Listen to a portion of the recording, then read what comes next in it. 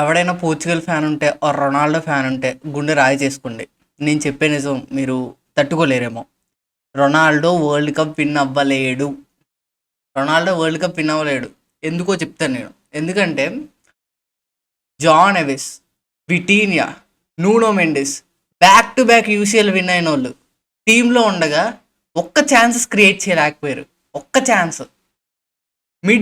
ముగ్గురు midfield already Bruno assist record break చేశాడు ప్రెమ్లో, ఏం చేయలేకపోయాడు. ఐ విల్ బ్లేమ్ రొనాల్డో ఒక ఛాన్స్ వచ్చింది, చెడగొట్టాడు, గోల్ సైడ్ నుంచి కొట్టేశాడు. Worst thing. అక్కడ బ్రూనో ఉన్నాడు మధ్యలో. బ్రూనోకి వెళ్తే పాస్ ఆల్రెడీ గోల్ వెళ్ళేదేమో చెప్పలేము. బ్రూనో కూడా అన్నాడు నాకు వదిలేయచ్చు కదా అని. ఇక్కడ మ్యాటర్ ఏంటంటే ఇంత సూపర్ స్టార్స్ ఇప్పుడు రొనాల్డోని మెయిన్ మ్యాన్గా పెట్టుకోకండి రా, వదిలేండి. రొనాల్డో కోసం ఆడండి, కానీ రొనాల్డోని మెయిన్ మ్యాన్గా పెట్టకండి. ఎందుకంటే నేను రొనాల్డో ఫ్యాన్ అని చెప్తున్నాను. మీరు బ్రూనో చుట్టూ టీంను బిల్డ్ చేయండి, పక్కా విన్ అవుతాం మనం. ఎందుకంటే బ్రూనో ఛాన్సెస్ క్రియేట్ చేయగలడు, నాట్ లైక్ విటీనియా బాక్సెస్లోకి పాసెస్ ఇవ్వగలడు, కానీ బ్రూనో ఛాన్సెస్ క్రియేట్ చేయగలడు. సో బ్రూనోకి ఇవ్వండి, బ్రూనో చుట్టూ టీంని బిల్డ్ చేయండి, పక్కా విన్ అవుతాం.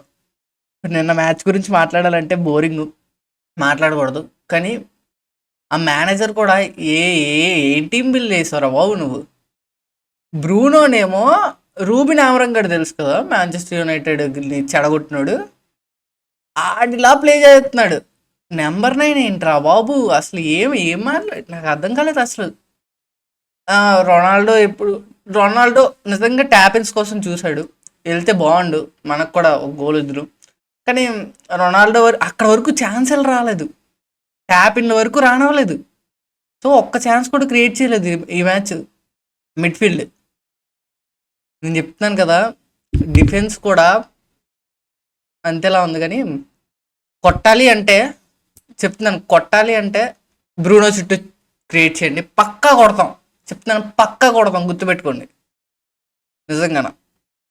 నిజంగా కొడతాం.